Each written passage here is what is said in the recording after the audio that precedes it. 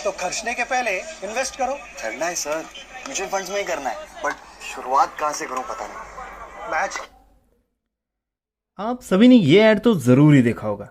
अगर ये नहीं तो म्यूचुअल फंड से रिलेटेड कोई ऐड तो देखा ही होगा। तो क्या आपने कभी सोचा कि आपको भी म्यूचुअल फंड में इन्वेस्ट करना चाहिए? फिर आपको ये लाइन सुनाई देती है, म्यूचुअल फंड निवेश बाजार जोखिमों के अधीन है। योजना से जुड़े सभी दस्तावेजों को ध्यान से पढ़ें। और जहां पर जोखिम आया नहीं कि आप सीधा वहां से निकल लिए। तो क्या सच में म्यूचुअल फंड में इतना जोखिम है कि आपको इन्वेस्ट करने के बारे में सोचना भी नहीं चाहिए? जानेंगे इस वीडियो में। Want to know? Then let's go.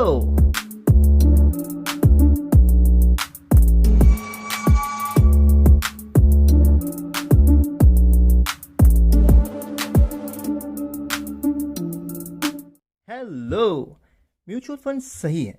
ये ऐड तो हम आए दिन टीवी, मोबाइल फ़ोन जगह जगह देखते रहते हैं, पर क्या ये आपके लिए सही है? इसके बारे में कोई बात नहीं करता। तो आज के वीडियो में मैं आपको बताऊंगा कि म्यूचुअल फंड में रिस्क है या नहीं, और आपके लिए किस कैटेगरी का म्यूचुअल फंड सही हो सकता है, और कौन कौन सी कैटेगरीज एक्चुअल में म्यूचुअल फंड में होती हैं। ये सारी चीज़ें आज हम डिस्कस करेंगे।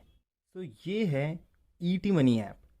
ये भी एक प्लेटफॉर्म है जिसके थ्रू आप म्यूचुअल फंड में इन्वेस्ट कर सकते हैं। बेसिकली म्यूचुअल फंड दो ब्रॉड कैटेगरीज में डिवाइड किया जाता है। पहला है डायरेक्ट म्यूचुअल फंड और दूसरा है इनडायरेक्ट म्यूचुअल फंड। ऑब्वियस सी बात है, नाम से ही क्लियर है कि डायरेक्ट मतलब सीधा सीधा आप इन्वॉल्व होंगे उसे परचेज करने में।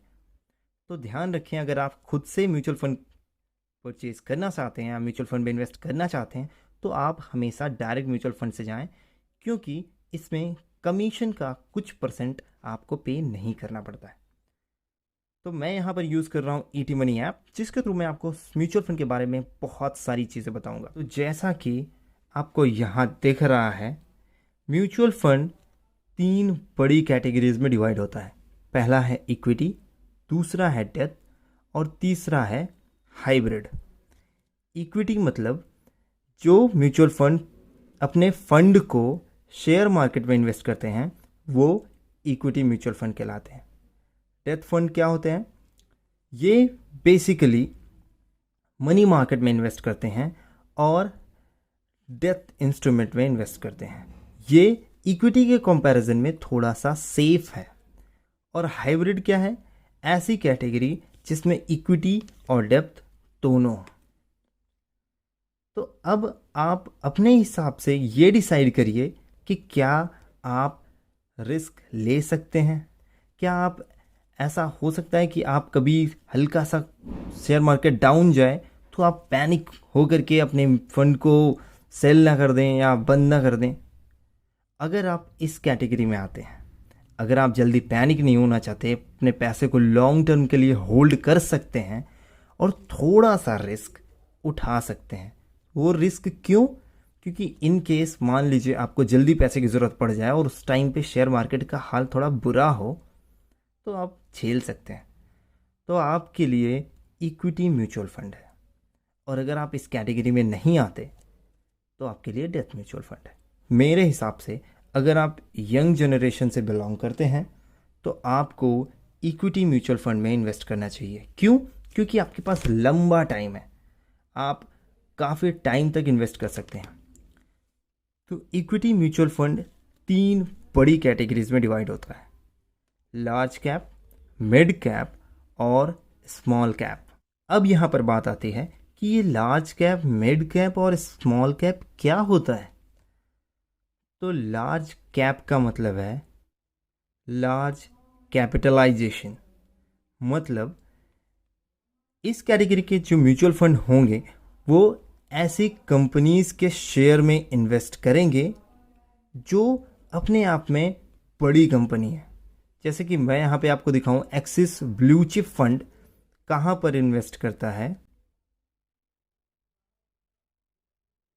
तो आप यहाँ देख सकते हैं Infosys, HDFC bank, Reliance, Bajaj, TCS, ये बड़ी कंपनीज हैं जिनमें लार्ज कैप की कैटेगरी आती है। तो बेसिकली लार्ज कैप वो कैटेगरी है जो थोड़ी सी सेफ है, पर इसमें रिटर्न उतने ज़्यादा नहीं है और रिस्क थोड़ा कम है। ये एक अच्छा ऑप्शन है आपके इन्वेस्टमेंट के लिए अगर आप रिस्क नहीं उठा सकते तो। अब मिड कैप कौन सी कैटेगरी है? ऑब्वियस सी बात है, मिड कैपिटलाइज्ड कंपनीज में जो इन्वेस्ट करते होंगे वो मिड कैप कहलाते हैं। इनमें कौन सी कंपनीज आती हैं, कौन सी कंपनी के शेयर आते हैं, वो मैं आपको दिखाता हूँ।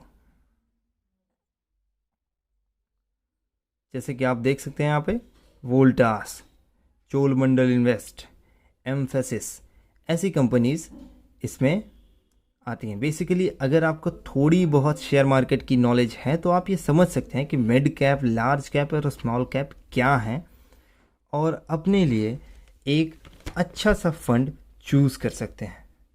तो मेरे हिसाब से आपको म्यूचुअल फंड में इन्वेस्ट ज़रूर करना चाहिए, ख़ासकर SIP इन्वेस्टमेंट के थ्रू।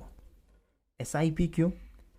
क्योंकि अगर आज मार्केट हाई है और कल को लो है तो आप दोनों कंडीशन में इन्वेस्ट कर रहे हैं और आपकी जो एवरेज है वो ना तो बहुत हाई है और ना बहुत लो है, तो आप हर प्राइस पॉइंट पर परचेज कर रहे हैं, तो वो इन्वेस्टमेंट बहुत ही सही है। तो बस म्यूचुअल फंड की कहानी यहीं पर समाप्त होती है। होप आप सोए नहीं होंगे और आपको ये वीडियो पसंद आया होगा। और अगर पसंद आया और आप जग रहे हैं तो हिट द लाइक बटन।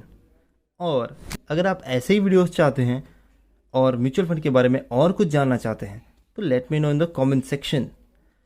और अगर मेरे चैनल पे नए आए हैं तो प्लीज़ सब्सक्राइब कर लीजिए और बेल आइकन दबा दीजिए, जिससे कि अगली वीडियो की नोटिफिकेशन आपको सबसे पहले मिलेगी। Thanks for watching, bye bye.